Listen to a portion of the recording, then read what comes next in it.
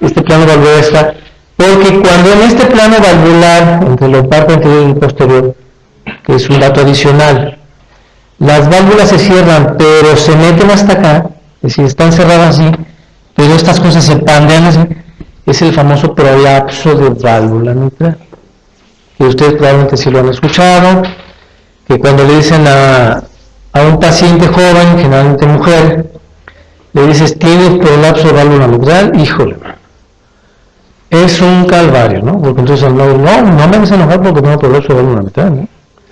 Y quién sabe, me voy a casar, pero tengo prolapso de válvula mitral, ¿eh? Y el embarazo, pero tengo prolapso de válvula mitral. Entonces, cuando una gran cantidad de pacientes han sobrediagnosticado el prolapso de válvula mitral, y se diagnostica precisamente cuando estas valvas realmente sobrepasan este plano valvular. Cuando se pandean para acá en la sístole, como está ahorita la válvula cerrada, entonces prolapso valvular mitral. Pero bueno, la incidencia química realmente es muy baja, como del 3%. La siguiente así. Entonces, ¿cuál es la historia natural de la estenosis mitral?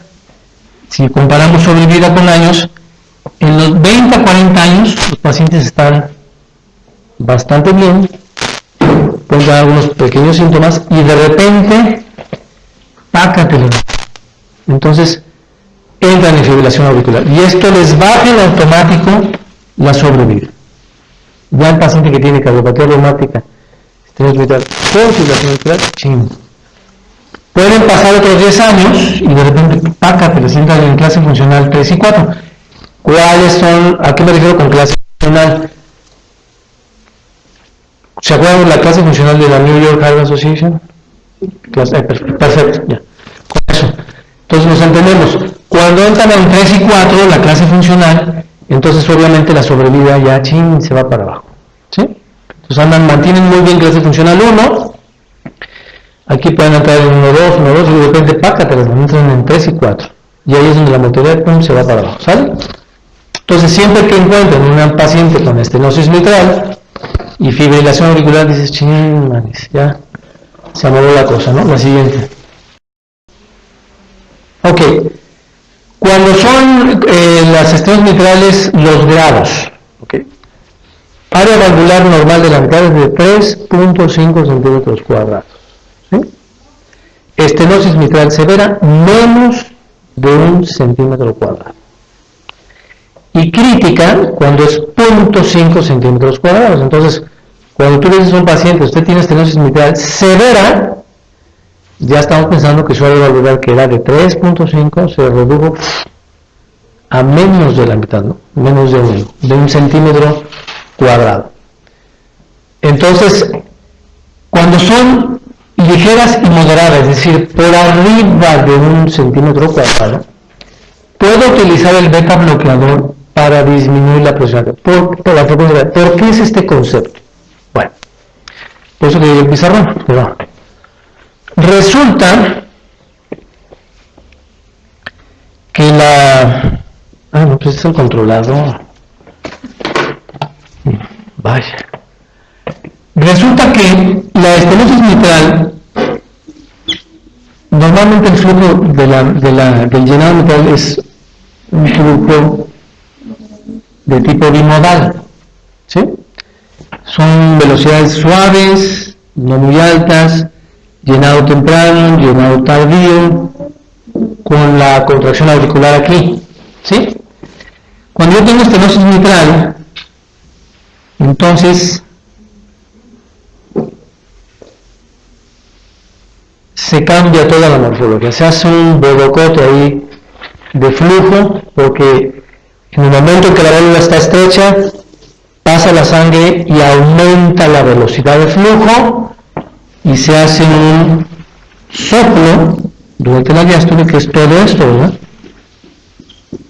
A diferencia del área que tiene aquí muy suavecita, que es un flujo de llenado con apertura mitral normal. Bueno, pues esto que pintamos aquí le llamamos gradiente medio. Gradiente medio.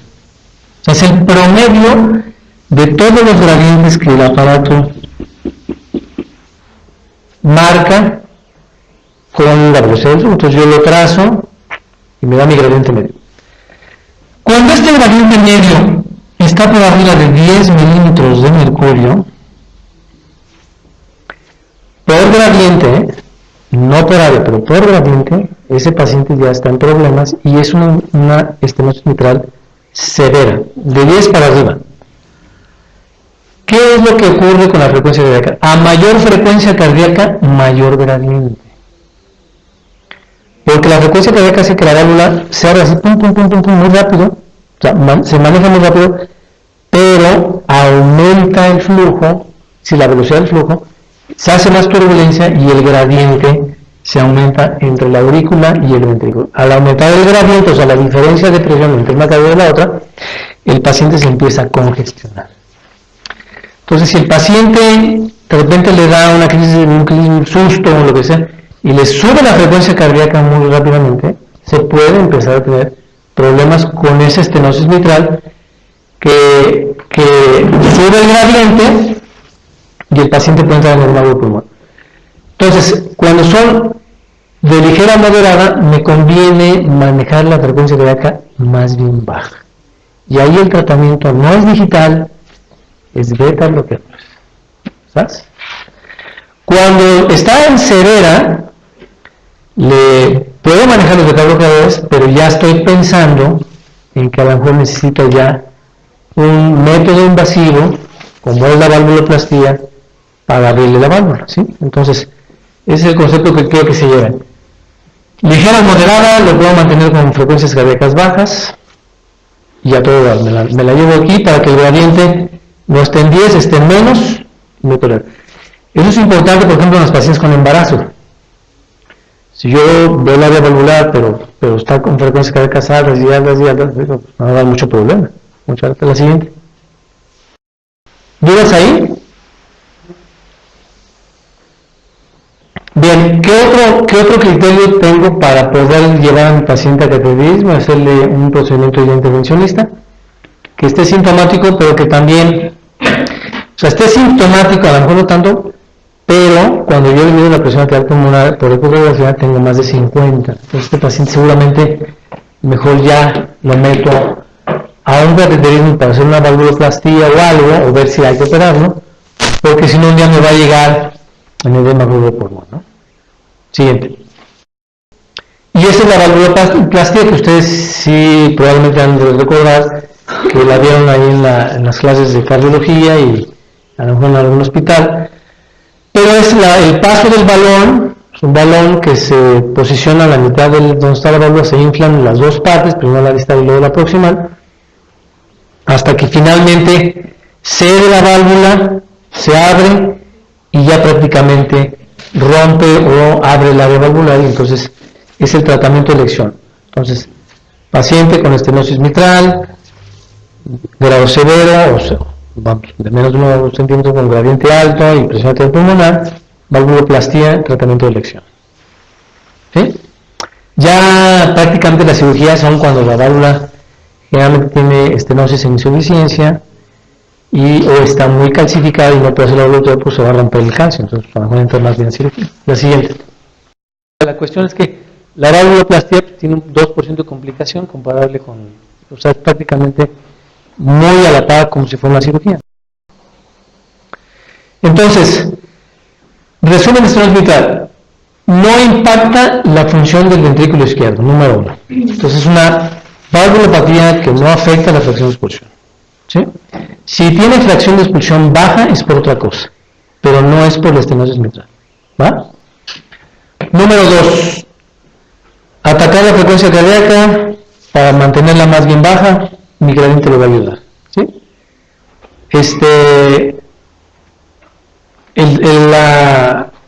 El procedimiento para abordaje de estos pacientes es tratar de que sea no quirúrgico y siempre cuando los síntomas estén ya presentes, y anticoagular por favor al paciente si tiene fibrilación auricular. Ya lo habíamos visto en la sobrevida, una vez que el paciente entra en fibrilación auricular, la sobrevida cae y hay que anticoagularlo, pero de volada, ¿no? O sea, inmediatamente, porque si no puede tener un evento embólico y entonces ahí sí ya.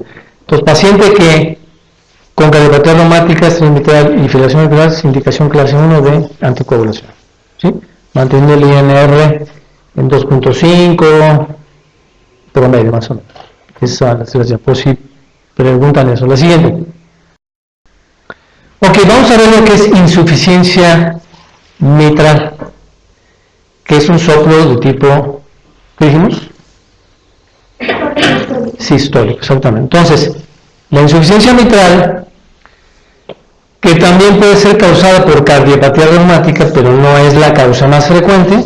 Probablemente la causa más frecuente de las insuficiencias mitrales sea la cardiopatía isquémica y las miocardiopatías. Nosotros vamos a ver por qué. Pero aquí la historia natural es diferente, porque generalmente lo que queremos hacer es capturar a los pacientes antes de que entren en una fase muy avanzada y intentamos operarlos de manera temprana. Entonces una indicación actual es que el paciente con insuficiencia mitral necesita estudiarlo bien y tratar de buscar que no esté muy sintomático, sino al contrario, estar buscando que la fracción de expulsión y la función ventricular esté toda conservada, y en el momento en que se me empieza a deteriorar tantito, mejor lo opero. Porque si no, en el momento en que entran los síntomas, se cae la sobrevida y la mortalidad es prácticamente muy alta, ¿sí? Entonces, aquellos pacientes que llegan con el soplo, usted tiene un soplo sistólico, pues me parece que es insuficiencia mitral, no es estenosis aórtica, pero me parece que es insuficiencia. ¿Cómo podemos diferenciar insuficiencia mitral? Pues es un soplo más suave, que se irradia más hacia la axila, pero es de tonalidad más suave y más hacia abajo, ¿verdad? Porque es la base. En cambio, la estenosis aórtica, que es también un soplo sistólico, es un soplo muy rudo, que acuérdense, se irradia más bien a vasos de cuello, el mesocardio, se va a carótidas, en fin, la región supuesta. Entonces es un lugar distintivo, ¿no? Entonces el suave y el rudo. Es el apellido de los soplos históricos. La siguiente, entonces, ¿cómo podemos,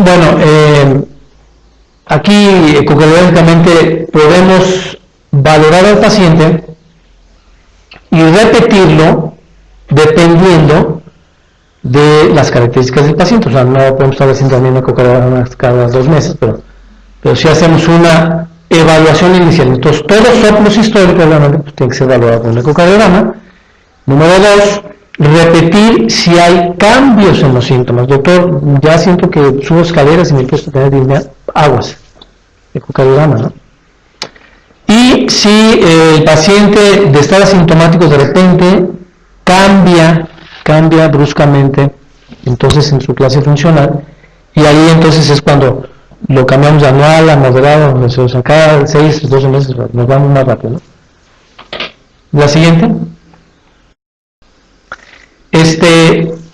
Si ustedes preguntan cuál es la terapéutica medicamentosa para esos tipos de, no hay nada probado para los pacientes. O sea, aquí hay que jugarle hacia el mago, pero no hay nada que estadísticamente, que algún estudio multicéntrico me dé una ganancia sustancial en cuanto a yo manejar al paciente con insuficiencia mitral crónica, ¿no? Entonces tengo yo que manejarlo a veces modulando la frecuencia cardíaca, viendo que no esté sobrecargado de líquidos, manteniendo bien el volumen, verlo cómo se comporta en el ejercicio, en fin. Pero realmente este es el mensaje más importante. Entonces, si en el examen le preguntan medicamentos que no creo, porque precisamente ese es el fundamento, ¿no? Pues no hay nada probado, pues difícilmente creo que les van a preguntar algo. Pero si le preguntan eso de darle esto, y ninguno de las anteriores, pues las anteriores, ¿no? No hay nada probado. La siguiente. Ok, cirugía. Eso sí está correcto. O sea, acuérdense, la primera gráfica que les mostré, tenemos que operar de manera relativamente temprana a los pacientes con insuficiencia, con insuficiencia mitral, no permitir que avancen los síntomas y mucho menos que mi fracción de expulsión se baje a 60. ¿Sí? O sea, acuérdense que el punto de corte para los pacientes con insuficiencia cardíaca es de 50, pero particularmente para los de la insuficiencia mitral no debo permitir que baje a 60. Entonces, un paciente que les preguntan, ¿tiene insuficiencia mitral? Y resulta que tiene insuficiencia Digo, fracción de expulsión 58, se da cirugía prácticamente, porque ya nos está avisando de una disfunción ventricular, aunque esté poco sintomático, ¿sí? O bien en el diámetro de emisión diastólico de 40 minutos, pero creo que este es el parámetro que más podrían en un momento dado preguntar. Y en ausencia de los siguientes, bueno, considerar cirugía con una chance de probabilidad de reparación. ¿Qué es lo que buscamos? Ese es otro concepto importante. El paciente tiene insuficiencia mitral, lo que necesitamos es reparársela, hacerle hojalatería y pintura, no cambiarla, ¿sí? La tendencia es hojalatería y pintura, no cambio, ¿sí? Porque meterlo a una válvula, o sea, prótesis, como les decía, es cambiar una enfermedad por otra. Mejor es repararla de él, mantenerla así reparadita. Esa es la tendencia. Operar tempranamente y poner al cirujano que la repare lo mejor posible. La siguiente. Entonces, bueno, ok, ya dijimos eso, la mortalidad operatoria es baja y la alta probabilidad de éxito cuando se repara pues es muy alta también, si la hacemos de manera temprana, ¿no? En un paciente que consideramos que aunque esté asintomático, la función ventricular está deteriorada. Siguiente. Ok, bueno, este sería el cronograma, ¿verdad? Que es lo que estamos platicando nosotros ahorita hace rato, entre la insuficiencia mitral, los síntomas, si no está sintomático, los estudios de gabinete me pueden ayudar, como es el ecocardiograma, cuando el paciente no está sintomático. Cuando está sintomático, que es, pues ya este cuate, los más seguros que hay de cirugía, ¿no? Y cuando está sintomático con estas características, entonces yo ya puedo evaluar y considerar si es un candidato o no, ¿sí? Entonces, mensajes importantes es insuficiencia mitral, lo menos sintomático, cuidar fracción de expulsión, operar tempranamente, ¿sí? Va. Entonces, aquí volvemos otra vez al tratamiento médico, estenosis mitral de los beta bloqueadores, insuficiencia mitral ninguno, ahorita vamos a platicar de estas dos, estenosis aórtica y la regurgitación aórtica, que tampoco hay ningún tratamiento para la estenosis aórtica ni el médico me refiero yo. Ahorita platicamos algunos detalles de eso. Me pasa la siguiente. Bueno, esa es esta, ¿verdad? Para el seguimiento de los moderados, es cada 2 o 3 años por lo menos verlos y pedirles un eco, la insuficiencia mitral anualmente y los estenóticos y también, ¿no? O sea, las de aortas. Es decir, ustedes tienen que tener el concepto del seguimiento, ya sea anual y todo, o de 6 meses, dependiendo de la patología valvular, ¿no? La siguiente. Sí, podemos ser la severa, ¿verdad? La severa, el anual también, y bueno, cuidando los síntomas. La insuficiencia, fíjense que la insuficiencia mitral es, como quien dice, la más peligrosa, ¿no? La más difícil, porque es la que de repente nos cae y este paciente ya no lo salvamos, es decir, no lo rescatamos, pues. Entonces, por eso, fíjense, si se fijan, casi siempre es más el énfasis en la insuficiencia mitral. La insuficiencia aórtica es un poquito más complaciente en ese sentido, ¿no? Pero ya cuando es severa, pues obviamente este paciente también va a ir a cirugía. El siguiente. Ok, entonces, ¿cuándo intervenir? La estenosis mitral ya dijimos cuando hay unos síntomas refractarios o los criterios que yo había comentado acá. Y los síntomas de descontrol del ventrículo izquierdo en estas otras 3. ¿Sí? Ya sea insuficiencia mitral, estenosis aórtica o insuficiencia aórtica. Bien. Bueno, me voy a parar tantito aquí, nada más quiero recapitular lo que es lo de la estenosis aórtica. Eso es francamente muy sencillo. La estenosis aórtica, pues es un soplo sistólico, soplo rudo, que si ya vimos a la irradiación, y el área valvular de la aorta es de 2.5 centímetros cuadrados, ¿sí? Entonces ese es el área valvular normal. Cuando tenemos un área valvular de menos de 1 centímetro cuadrado, también le llamamos estenosis aórtica severa. Es exactamente el mismo concepto que la estenosis mitral. 1 centímetro cuadrado, menos de 1 centímetro cuadrado, ese paciente ya está en estenosis aórtica severa.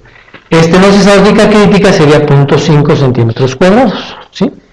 Y medimos, generalmente se mide el gradiente, pero estos pacientes generalmente, para que no se angustien, siempre entran a cateterismo. Porque aquellos pacientes que tienen estenosis aórtica hay que medirles con exactitud el gradiente, y entonces el gradiente que hay entre lo que es el ventrículo izquierdo y la porción superior de la aorta, porque es donde está la estenosis. Entonces estos pacientes generalmente el ecocardiograma ayuda mucho porque da el área valvular, puede dar el gradiente, pero generalmente se someten a cateterismo. ¿Por qué? Porque la gran mayoría de los pacientes con estenosis aórtica son ancianos, o sea, son gente muy grande, que generalmente se acompaña de enfermedad coronaria, y el cirujano necesita saber cómo están las coronarias si lo va a querer operar.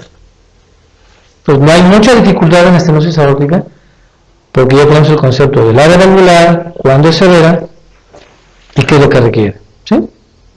Y como vimos hace un rato, no hay medicamento que mejore ni la sobrevida ni los síntomas.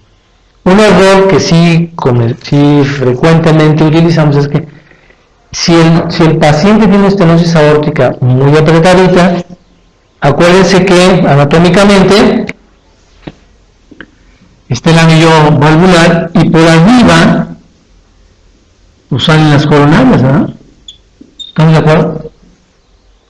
O sea, tenemos tres valvas: la coronariana derecha, la coronariana izquierda y la valva no coronariana.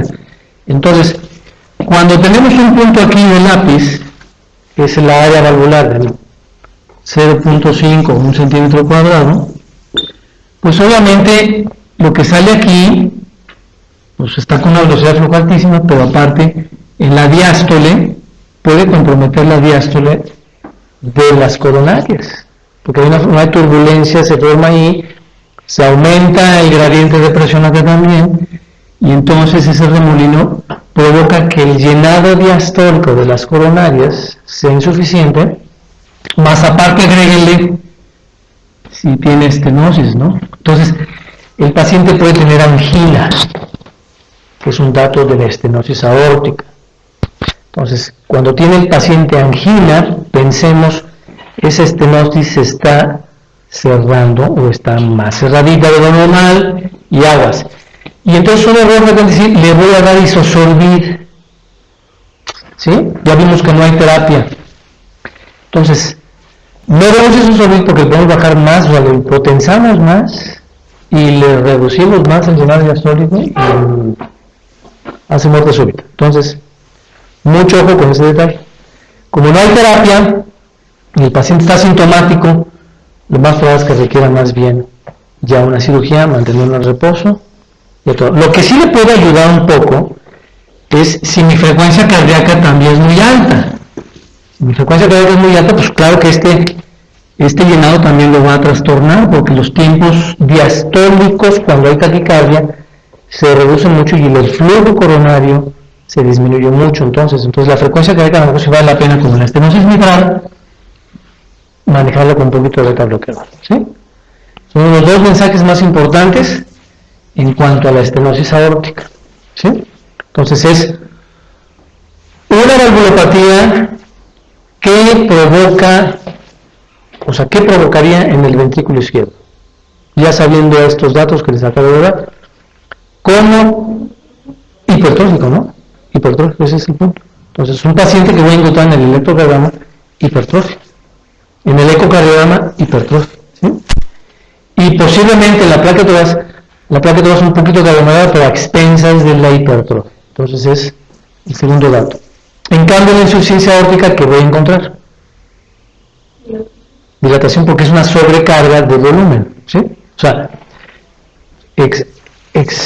sale el volumen latido, la válvula es insuficiente y regresa todo hacia el ventrículo y se va remodelando y agrandando, ¿correcto? Entonces, la fisiopatología de la insuficiencia aórtica es eso, se va cada vez haciendo más complaciente el ventrículo porque es un volumen adicional en cada latido, ¿sí?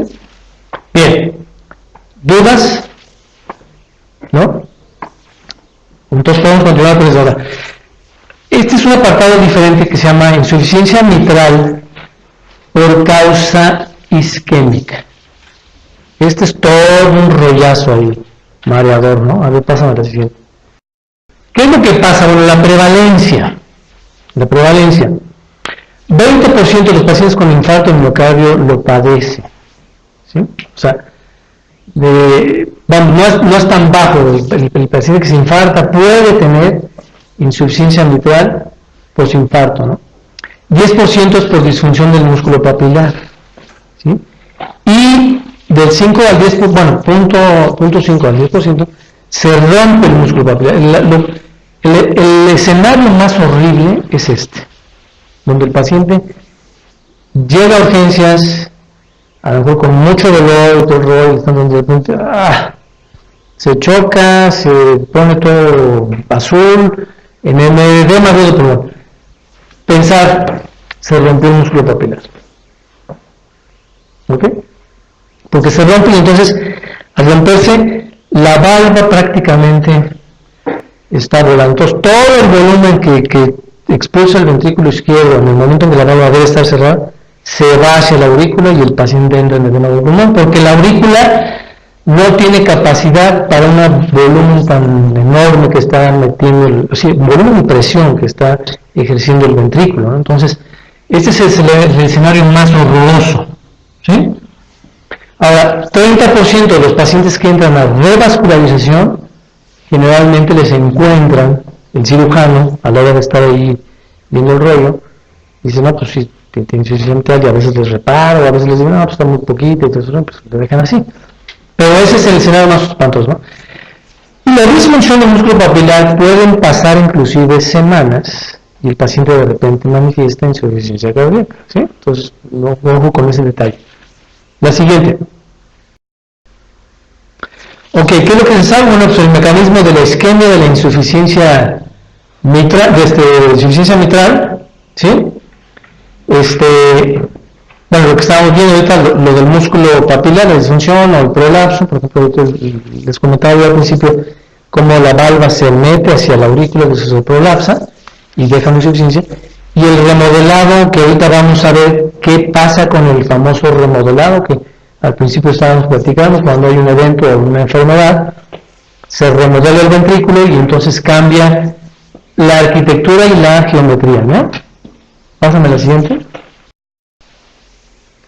Entonces aquí la tesis de algunos es que si solamente es la dilatación o es algo más, ¿no?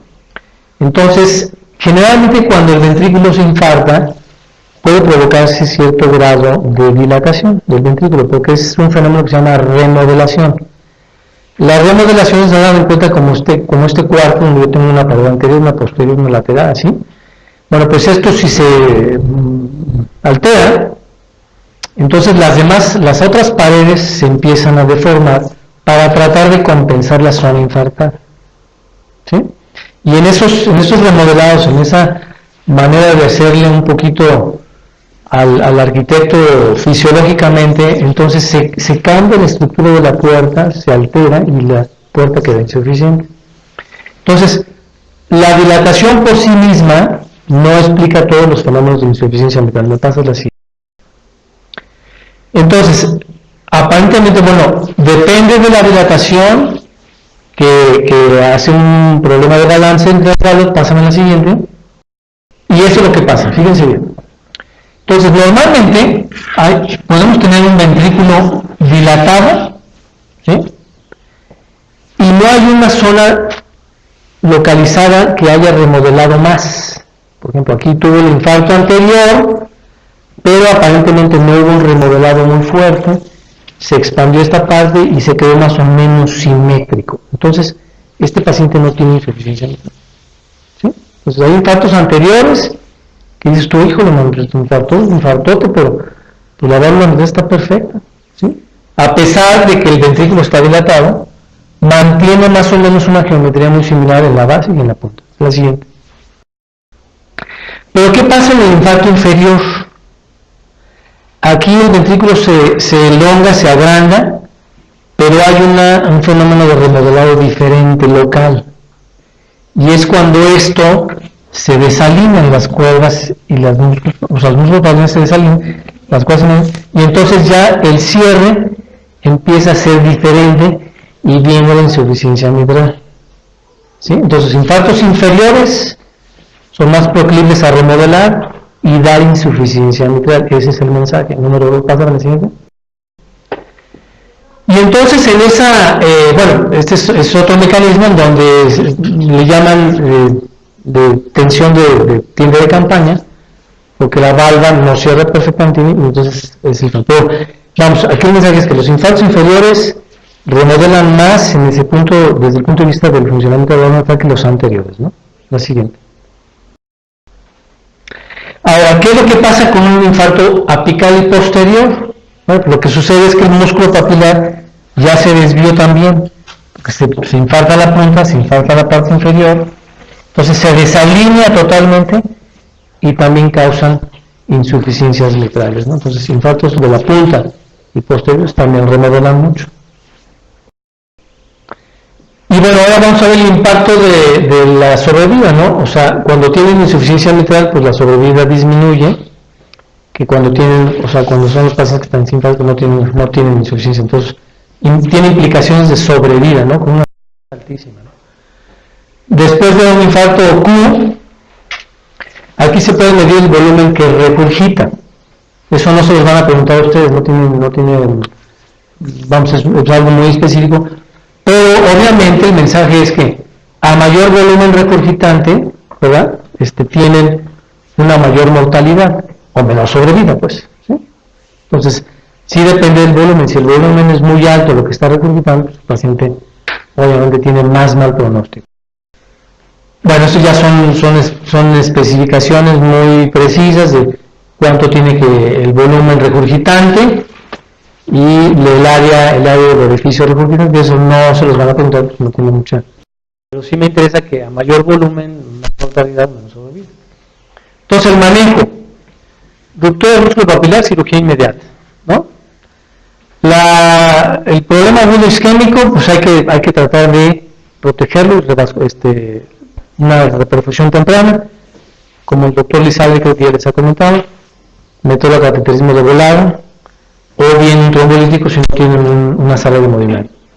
Y la insuficiencia mitral isquémica crónica, pues ya se puede programar con una cirugía de revascularización y o agregándole un reparo de la válvula mitral o inclusive un cambio valvular, ¿no? Predictores de mejora es que en el ventrículo haya más de 5 segmentos. El ventrículo izquierdo lo dividimos en 17 segmentos, ¿verdad? Y de esos 17, si hay 5 o más viables, tiene ¿cómo se llama? Un buen predictor para mejorar ese paciente cuando se trata de la insuficiencia mitral, ¿no? ¿Sale? Siguiente. Bueno, aquí nada más clasifican en grado ligero, moderado y severo, ¿verdad? Ayuda a los 5 segmentos viables y solamente dicen, bueno, a este paciente lo revascularizo. Cuando hay menos de 5 segmentos viables, generalmente van a arreglar la válvula mitral y inclusive a cambiar.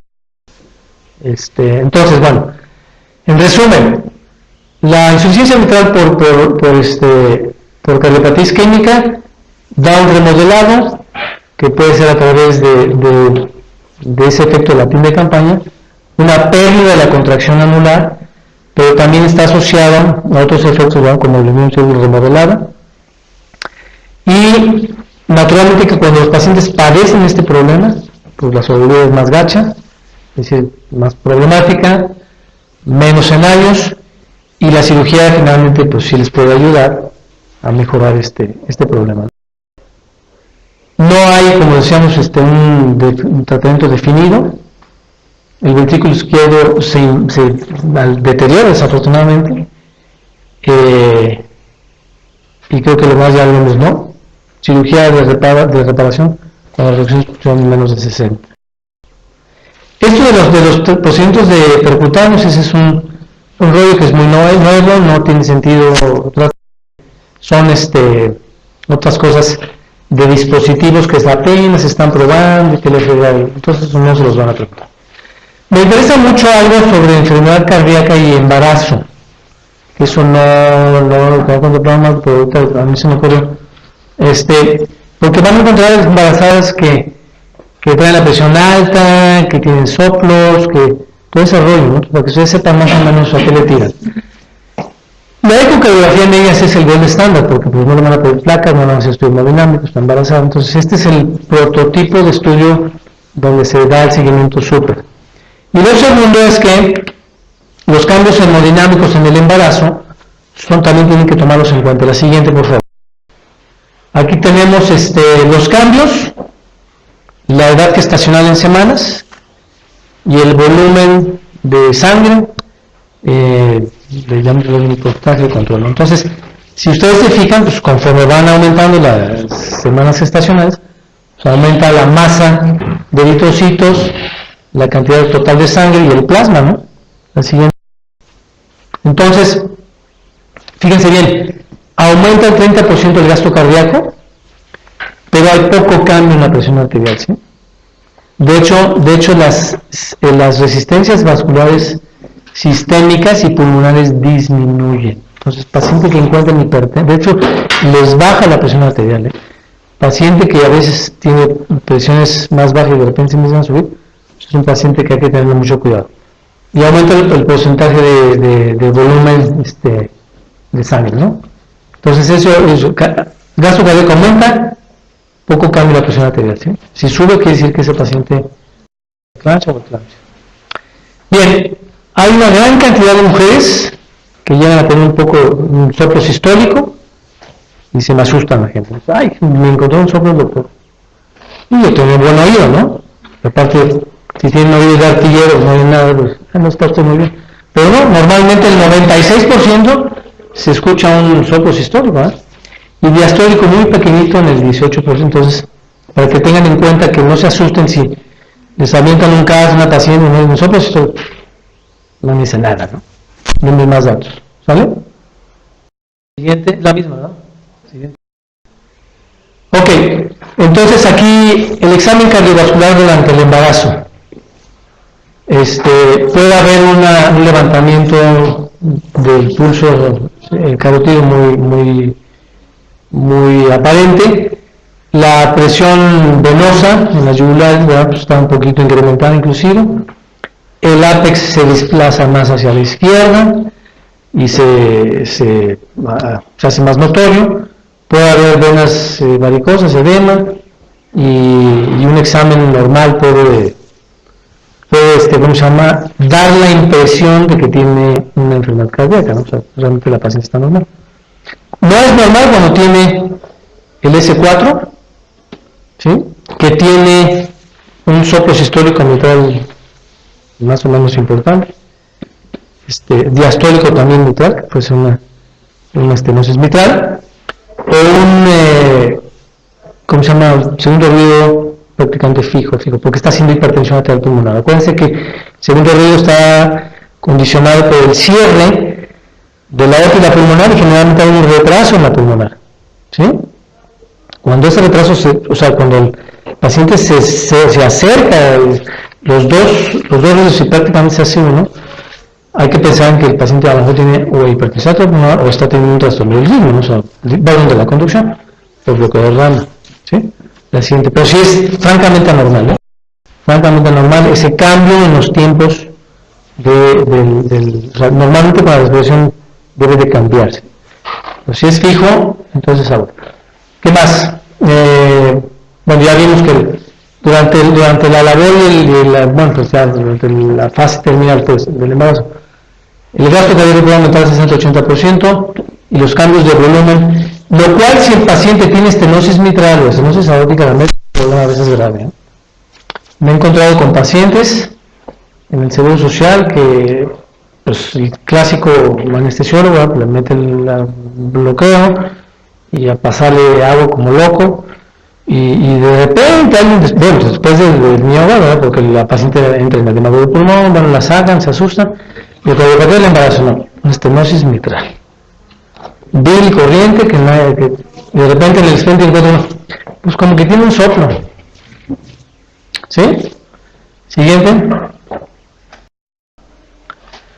Ok, ¿a quienes no les recomendamos que se embaracen? Pacientes con hipertensión pulmonar. ¿Sí?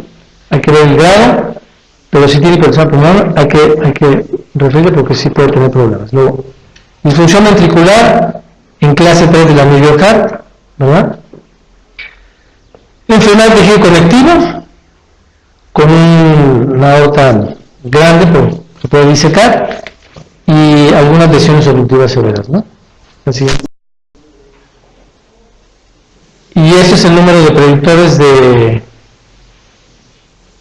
¿cómo se llama? La explicación de riesgo, ¿no? Entonces no se lo van a preguntar, la siguiente.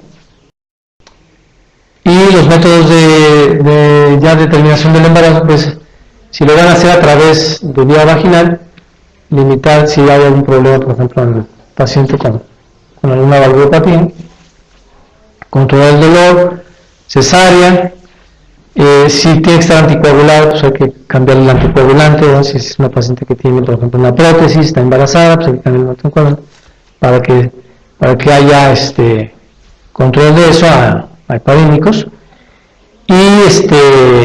y también tener en cuenta que no tenga hipertensión arterial. La siguiente.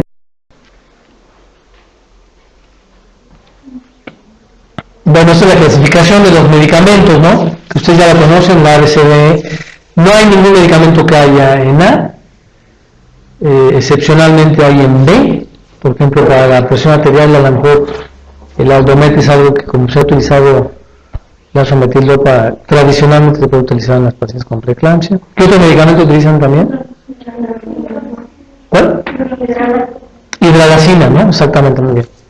Y pero definitivamente que está proscrito es el IECAS, exactamente. IECAS o ARA2, ¿no? Cualquiera de esos dos son totalmente contraindicados.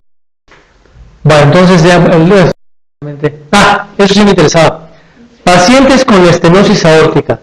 Cuando la estenosis aórtica es severa, fíjense, nada más los datos tan dramáticos. Entra en la insuficiencia cardíaca el 100%.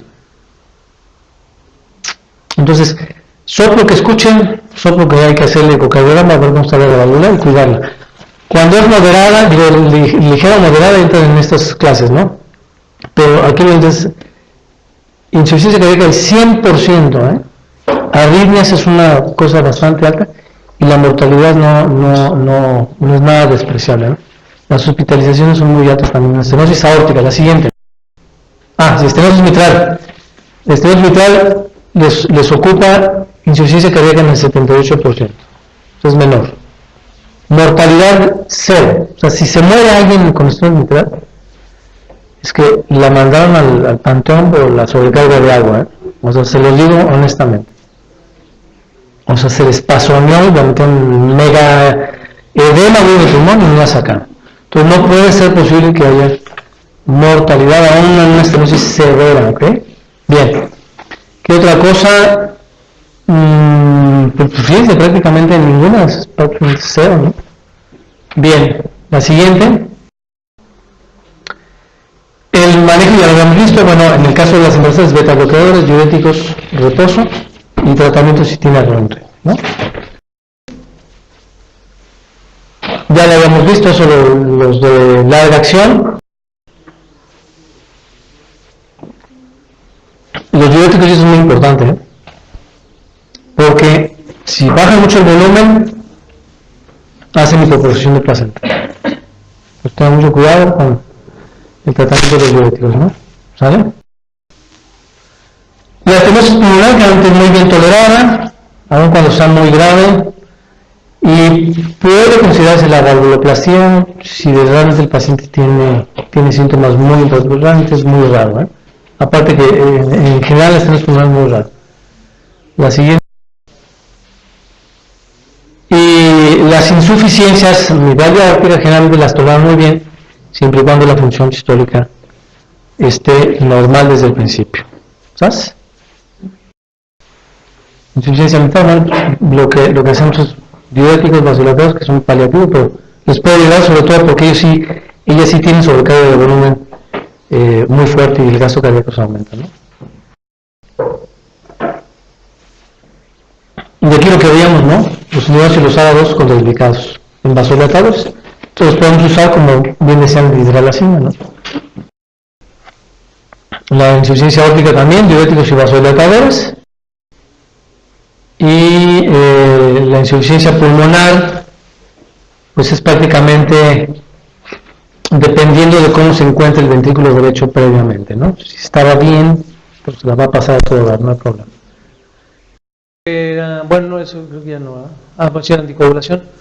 Ya saben que ustedes deben de pasar de heparina no fraccionada a warfarina o sintrón, o sea, la senocumarina, en fase intermedia, segundo tercer trimestre, pero el primer trimestre pues prácticamente pura heparina. Y bueno, ya el último, ya casi en trabajo de parto, pues, heparinas es prácticamente ultracortes.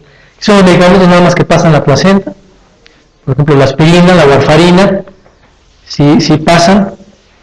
El Dabigatran, pues ese tiene, parece que sí, el alteplase, que es el fibrinolítico. Todas las heparinas de bajo peso molecular, pues prácticamente no pasan, ¿sí? Entonces, por eso ese es el mejor tratamiento. La ambliopatía por warfarina ocurre entre la sexta y novena semana de gestación. Esos son los datos que menciona. Y junto con otros del sistema nervioso central, como es la microcefalia y espasticida hipotonía, ¿no? Entonces sería un drama darle a un paciente cualquier medicamento de esa naturaleza. Y esas son las referencias que les recomiendan, ¿no? Tenerlas en mente.